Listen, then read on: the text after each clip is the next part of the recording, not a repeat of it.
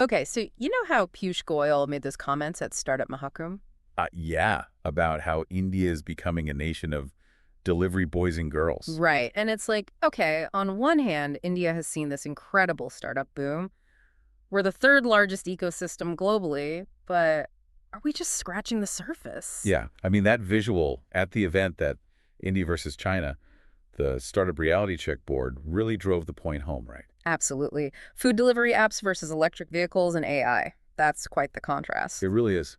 And it got me thinking, like, where are we really headed? Exactly. So today we're going deep on this whole India versus China startup comparison. We're going to break down their strengths and weaknesses, the policies at play, and what this all means for India in the big picture. You've got reports, articles, stakeholder perspective. So yeah, let's dive in. So starting with India, over 1.59 lakh recognized startups, over 100 unicorns, $25 billion in venture capital last year. Those numbers are pretty impressive, Oh, Rob. they definitely are. Yeah. But we have to look at where that money's going. Right. Like, are we funding the future or just the next food delivery app? Exactly. A lot of that investment has been in late-stage consumer internet companies.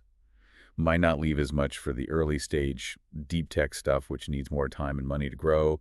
Could be a bottleneck for real groundbreaking innovation. Makes you think about Goyal's comment, right? Totally. All those food delivery apps, Zomato, Swiggy, Zepto, they're creating jobs and contributing taxes. Zepto's CEO, Adit Palicha, even made that point. But is that enough? I mean, are we just creating a massive gig economy instead of investing in long-term technological advancements?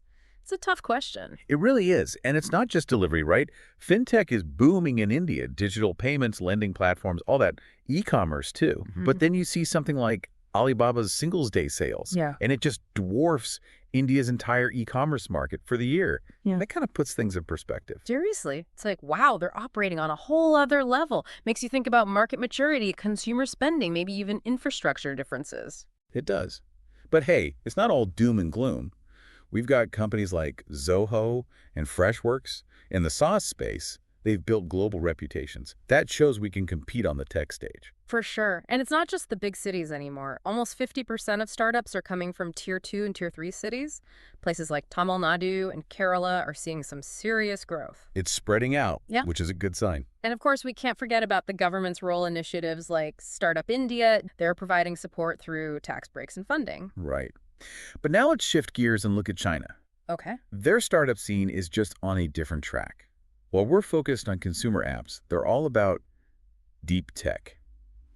You know, the stuff that really drives long-term national competitiveness. Like what specifically? Well, they're way ahead in electric vehicles and battery tech. Yeah. Companies like BYD and NIO are leading the charge. Yeah, I've heard of them. And then there's semiconductors AI. They're actually leading the world in AI patent filings, according to Stanford's 2024 Global Vibrancy Tool. They've got tons of AI companies and generative AI products. So they're playing the long game, aiming for dominance in those crucial future technologies. Exactly. And the government's role is huge. They've got this massive tech investment plan running from 2015 to 2025, way bigger than anything India is doing. And they're giving big tax breaks to high-tech firms. It's a clear national priority for them. So it's a much more top-down approach compared to India's more organic growth. Absolutely. Their 14th five-year plan straight up says they're focusing on boosting domestic demand, innovation, and sustainability. And they're using policy tools to get there, right? Oh, yeah. Stuff like the Foreign Investment Negative List, the Catalog of Encouraged Industries. They Wow. even have this Green Industry Catalog to guide investments. It's all very strategic. What about that term, New Quality Productive Forces, or NQPFs? What's that all about? It's basically their vision for a new economic model. They want to skip over traditional industries and go straight to cutting-edge tech. Robotics, AI-powered energy grids. It's about building entirely new industries with advanced technology. And they're open to foreign investment in this area. Yeah. They want self-reliance, but they're also realistic about needing global collaboration in these high-tech areas. And they're putting their money where their mouth is, right? Oh, yeah, they've got these massive government-backed venture capital funds, like 1 trillion yuan just for hard technology, semiconductors, renewable energy, AI, quantum computing, you name it. The scale is just mind-boggling. Okay, so we've laid out the differences. India's got its consumer-driven growth. China's got its state-backed deep tech focus.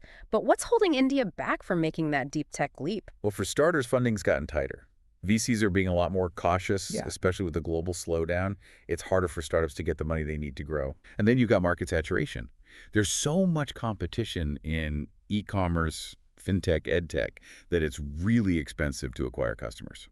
So it's a tough market to crack. It is. And then there's the bureaucracy. Licenses, compliance tax regulations. It can be a real headache, even with government support schemes. All that red tape takes time and energy away from actual innovation. Exactly. And we can't forget about the talent shortage. It's hard to find and keep skilled professionals, especially in the fields needed for deep tech. And we're not investing enough in AI education compared to other countries. So we're falling behind in the skills race, too. We are. And there's the issue of business models. Lots of startups have these high burn rates. They're focused on growing fast, even if it means losing money. That's fine when funding's easy, but it gets risky when things tighten up. Right, because then they become very vulnerable. And all this is happening against a backdrop of global uncertainty. It is. And beyond the startup world itself, there are other challenges. Likely. Well, are consumers even ready for deep tech? Do they trust these new solutions? It takes time to build that confidence. And then there's our overall R&D investment as a country. Right. We're not exactly known for groundbreaking research. Not compared to China, the US, or Israel. We're just not investing enough, which slows down fundamental tech breakthroughs. And then there's the question of, are our startups really creating long-term value, or are they just disrupting small businesses for short-term gain? It's something to think about. Okay, so we've got a lot of challenges. So how do we actually bridge this gap with China? Yeah. How do we move towards real deep tech innovation? Well, we need a shift in focus. We can't just keep chasing the next consumer app.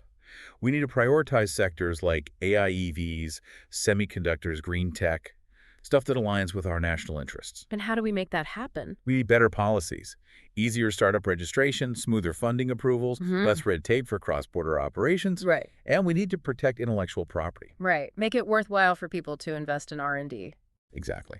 We also need more funding options, more domestic investment from pension funds and sovereign wealth funds, more public-private partnerships for emerging tech, more angel investors in smaller cities. So diversify the funding landscape. Yes. And we need better infrastructure, more tech parks, incubation centers with top-notch facilities and mentors specifically for deep tech, better digital connectivity, especially in rural areas, and efficient logistics and supply chains. So basically build an ecosystem that supports these kinds of startups. Right. And then there's the human element. We need to push STEM education, entrepreneurial training, upskilling programs in AI, cybersecurity, all that. And we had to make it more attractive for talented researchers to stay in India. Stop the brain drain. Exactly. We also need a cultural shift, more risk-taking, less stigma around failure, more investment in R&D from both the public and private sectors, and we need to see our challenges like climate change and urbanization as opportunities for innovation. So turn problems into solutions. Right. And we can't do it alone. We need more global collaboration. Partnerships with accelerators, research institutions, foreign governments, make it easier for startups to export, tap into the Indian diaspora for mentorship and investment. So build bridges with the world. Exactly. And let's not forget about sustainability and inclusivity. We need to support green tech startups, ventures that help rural communities through agri-tech, ed-tech, health tech. So build a better future for everyone. That's the goal. Okay, so back to Goyal's question. Can India really become a deep tech powerhouse like China? Well, we've achieved a lot, but this next phase is crucial. If we want to be a global leader in innovation, we have to address these challenges and make that shift towards deep tech.